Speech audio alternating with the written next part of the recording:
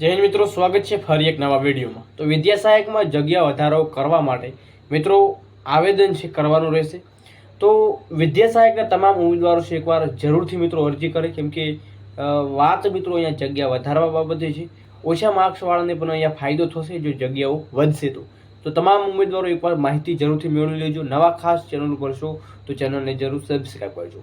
તો મિત્રો કેવી રીતે અરજી કરવાની છે એનું આપણે એક ફોર્મેટ છે તૈયાર કર્યું છે, તો ફોર્મેટ આપણે વિડીયોમાં બતાવવાના છીએ અને સાથે ટેલિગ્રામ વોટ્સઅપ ગ્રુપમાં મૂકવા જઈ રહ્યા છો તો ખાસ જોઈન કરી નાખજો। વિડીયો ડિસ્ક્રિપ્શનમાં લિંક મળી જશે, ત્યાં તમે આ ફોર્મેટ છે મેળવી શકો છો।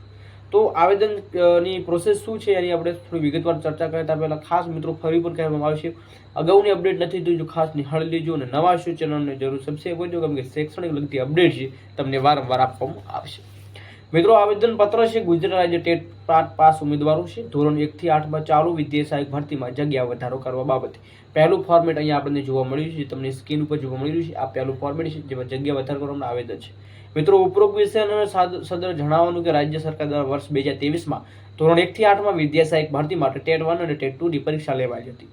ત્યારબાદ ધોરણ 1 થી 5 5000 અને 6 થી 8 7000 જેવી માધ્યમની ટેટ પાસ ઉમેદવારો માટેની ભરતી જે 13852 ની આજુબાજુ વિદ્યા સહાયકની ભરતી છે જાહેર કરવામાં આવશે। તો મિત્રો જે ખાલી જગ્યાઓ રહેલી છે એ જગ્યાઓ સદર ભરવામાં આવે એવા ટેટ પાસ ઉમેદવારો મુખ્ય માંગ છે એ નીચે મુજબ તમને આપવામાં આવી છે, જેમાં 6 થી 8 ગણિત વિજ્ઞાનમાં 19000 અને સામાજિક વિજ્ઞાનમાં 18000 એમ ભાષાની 15000 એમ કુલ મળીને 53000 જેવી અરજીઓ સાથે માત્ર 7000ની ભરતી છે, જેના પરિણામે ચાલુ ભરતીમાં જગ્યા વધારો કરવામાં આવે એવી ઉમેદવારોની ખાસ માંગ જોવા મળી રહી છે। તો ઘણી બધી માંગો છે એ આ પરિપત્રો સાથે જે આવેદનપત્રો છે એમાં જોવા મળી રહી છે। તમામ ઉમેદવારો આવરી લે અને આ જે અહીંયા તમને વિશ્વાસ ટેટા ઉમેદવારો સહી કરી તમામની અરજી છે જરૂરથી સબમિટ કરાવી। તો મિત્રો સંપૂર્ણ માહિતી છે આપણે ટેલિગ્રામમાં જરૂર મૂકીશું, તો ખાસ નવા શું ચેનલ પર તો જરૂર ચેનલને સબસ્ક્રાઈબ કરજો, જેથી તમને પણ અગાઉની અપડેટ તમને વારંવાર મળતી રહે। બેલ આઇકન પ્રેસ કરો જેથી વિડીયોની નોટિફિકેશન સૌથી પહેલાં તમને મળે।